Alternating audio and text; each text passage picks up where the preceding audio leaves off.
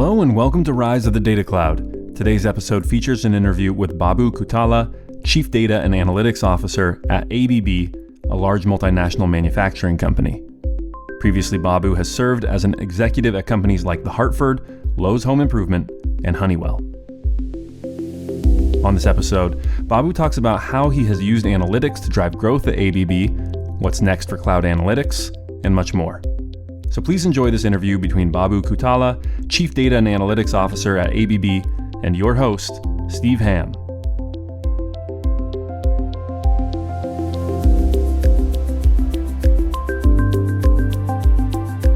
So it's great to talk to you today, Babu. I actually wanted to start off and talk to you a little bit about your background in India. And I have a particular interest in it because during a period when I worked for Business Week as a writer, I actually went to India, I think, 8 times in 10 years. And I was writing about the rise of the Indian tech industry. And I went to about 5 or 6 cities, talked to lots of executives. And I've also met a lot of people who grew up in India who've come to America like you and are playing important roles in information technology, either within the companies that use it, or obviously we know about so many of the Indian entrepreneurs. So I wanted to start off by asking you about something about your education. I see that you got a BS at the University of Calicut in Kerala in chemistry and biology. Then you came to the US and you got a master's in information technology. And I wanted to find out what led you to make that change in directions. Very good. Thanks, Steve. So I born in southern part of India, a small state called Kerala, which is the southern tip and very close to Bay of Bengal and Arabian Sea. An interesting point of Kerala is we are the only state in this world has a over 90% literacy. So we hold that Guinness Book World Record, and our brand name for our state is God's Own Country. And now back to what is the reason behind my degree and why did I come to US? So I graduated in early 1990s with bachelor's in chemistry and biology. That is the time the rise of computers is happening. So many companies are shifting from mainframes to mid-range computers. ERP systems are getting very, very popular, and software is getting into mainstream. Hence, I decided to pursue a degree in software engineering. Particularly, I was fascinated by databases, database programming. And during my undergraduate days, Steve, I spent numerous hours in chemistry and biology labs. So I think I got that kind of analytics mind, which drove my passion for data and analytics. And when you came out, did you start as a software coder, or how did you launch your career in America? So I started, and I went to school here. Then I started as a Windows database programmer.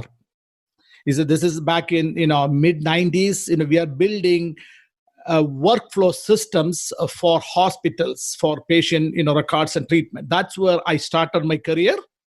Then lately, I moved into e-commerce and started becoming a good database architect, and then kind of rose my career as a data architecture, data analytics, and into more a industry thought leader in data analytics space. Yeah. So I see you've had quite a varied career in terms of the types of companies you've worked for. Insurance, then you work for a resort, a home improvement retailing, and then most recently in manufacturing. So it sounds like the narrative line that runs through all these jobs is the focus on data and databases. Is that correct? It is. And, Steve, it's very simple. First is I don't like stereotype jobs. And if you look at my career, one thing, all this industry vertical you mentioned, whether it is insurance or a retailer or entertainment or manufacturing, one thing all these companies have is common is data. And I like to solve the problems using data. And my belief is a analytical driven company must have a strong data management culture.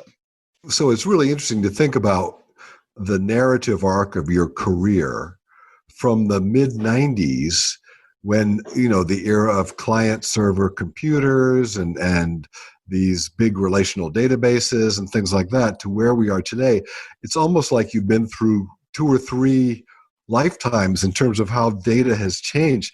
Can you kind of compare and contrast what the capabilities were for dealing with data back then compared to now? Yeah, absolutely. So I am one of the luckiest to really leverage my career with the industrial transformation.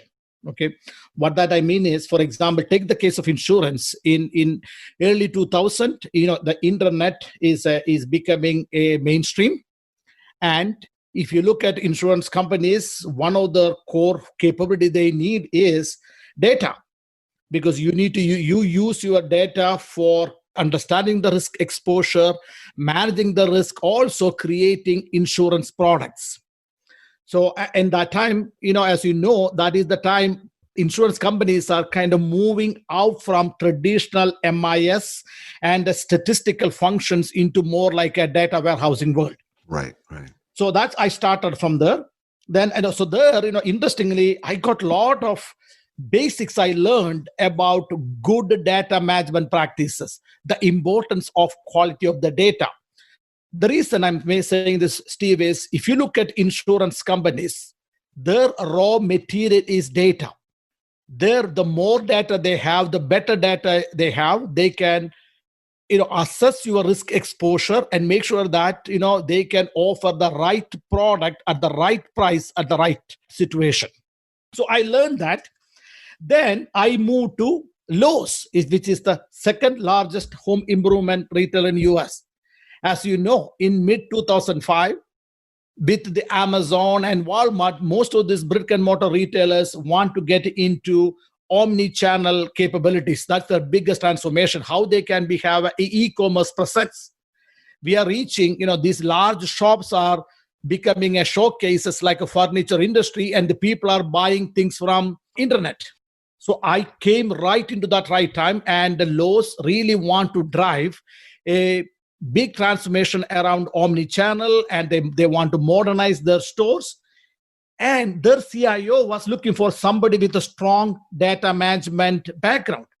Reason is, again, if you look at retail, the raw materials are the products, isn't it? So they're not a big data savvy. So he wants somebody with that kind of a data management, data culture background to bring here to drive that business transformation. So there I was helping to building this master data solutions to see a single view of the customer and the customer buying experience, route optimization, customer analytics, kind of various these kind of analytics to really support the new business transformation within retail. Later, I moved into another industry, which is entertainment, which is the Revel. As you know, by that time, smartphones are very, very popular. High-speed internet, it's a commodity. And all this entertainment and tourism travel, they're producing so much data through their customer interaction, guest experience, etc. So that employer now wanted to build a data-centric model to support their guest lifecycle management to provide a memorable, everlasting customer experience. Okay. So I able to get into that space and helped that organization to build, a good, strong analytical capabilities to really do this guest life experience. Say, for example, and that's where you started at the beginning of using this artificial intelligence and machine learning into your business processes. I give an example, Steve. When you go to a hotel and when you ask for the room, you give your driver's license. So at the Revel, we scan your driver's license, or we find out, oh, Steve is here for his birthday. From their own words, we started offering you, the system started curating different customer experiences. For example, when you get to the room, there is a chocolate, there's a champagne. When you turn on the TV, they say, it's a happy birthday. I'm glad you are here. So there you started using analytics into your business processes to have a different experience. Then again, then in last 8 years, 2012, I moved to industrial manufacturing, which is I was working for Honeywell, now ABB. As you can see, IoT is getting into mainstream. There's predictive maintenance, preventive maintenance, having services, manufacturing. So these IoT devices are becoming very, very popular. And these manufacturers want to pick up that part and they want to digitize their product. So that's where I started working at Honeywell, building big data solutions, advanced analytics capabilities. Then I moved to ABB 4.5 years ago and continuing that journey. So in summary, Steve, you see 4 different segments, 4 different analytical data problems, and at the same, during the part of that business transformation. So, in summary, this change in my, career is not accidental. It's well driven because it's aligned with that industrial transformation happening in the business. And when I select for a job, when I look for a career, these things, the 3 things is very important for me: business value realization, culture and behavior transformation, and craft a new data ecosystem across the industry that using our data management knowledge. So if you look at in my career, I am a transformational turnaround analytics strategy leader. So the key was, my goal was enabling business value using data and analytics platforms. Now, I want to focus in on ABB now. You're the Chief Data and Analytics Officer there. I know that you're based in Cary, North Carolina, but the company's based in Zurich, Switzerland. Yes. I think it would be really great. I'm not sure all the listeners are going to be familiar with ABB and its products. So it would be great, I think, if you could describe the various dimensions of the company's business and where it's going strategically. Absolutely. So ABB is a Swiss global industrial manufacturer. Our corporate headquarters is in Zurich. We have plants all over the world. In fact, 50% of the business is coming from Americas. So Americas is one of the largest region for ABB. And Americas headquarters is based in Cary, North Carolina.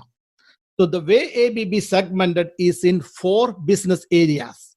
Electrification, we make circuit breakers, switches, etc. Then we have motions. That's where we make large motors, industrial motors. Then we have an industrial automation business. That's where we support like energy, mines, and freight ships, all those things. Then we have a robotics. There we make robots to support automation in factories and hospitals, etc. So we have these 4 different segments, and the largest segment is electrification, which is roughly around $12 billion. And the rest is a $6 billion, $3 billion. We are around $28 billion company, $28 billion in revenues, over 110,000 employees around the globe.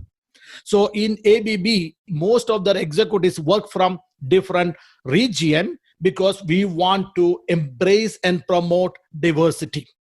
Now, I'm just guessing that automation and robotics are 2 of the larger kind of growth areas for the company. Is that correct? Yeah, robotics is a very big high growth area, industrial automation, and also electrification is one of the highest growth area because of this self-charging stations, solar.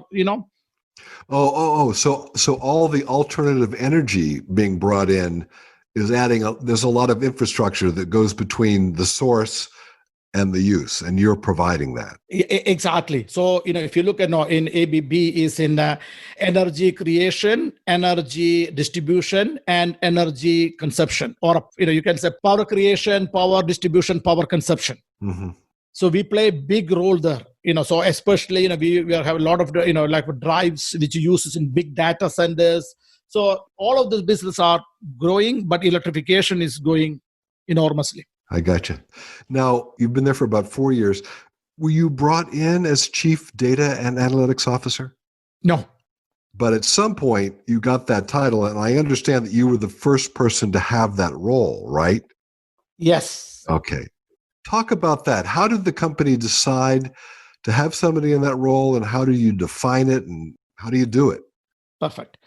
So in ABB, We have two types of data: internal business data and our external products data. So I'll make it as very simple. Internal data means anything we create internally to serve our customers or make our products. Like the data coming from our our ERP systems or Salesforce or our customers' contact systems, etc. The next set of data is we are a technical manufacturing company, so we have softwares and sensors in our products. So we collect that data to provide more enhanced services to our customers, which kind of the digitizing the product. So that is you call it as our external data with our product related.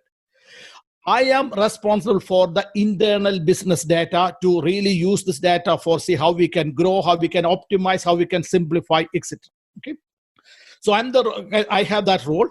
So when and how the ABB decided to have this kind of a chief data analytics role. So when I started at ABB, I'll give you a little bit a story around this. When I started at ABB back in 2016, I came to lead Americas region because it has the 50% of the revenue. We had major big acquisitions happen that time. We bought Baldo, Thomas & Betts, some of the leading brand in large motors and electrification.